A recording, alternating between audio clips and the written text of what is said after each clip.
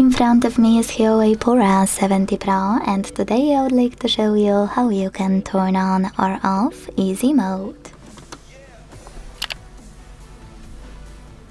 Begin by opening settings.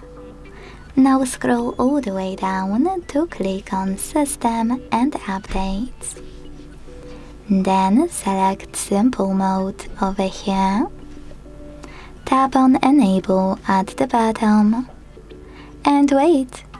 As you can see, after a couple of seconds, easy mode is on. To go back to the standard one, you need to enter settings again.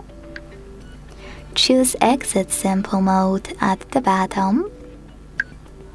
And wait. Thanks so much for watching. If you enjoyed this video, don't forget to leave a like, comment and subscribe. Bye!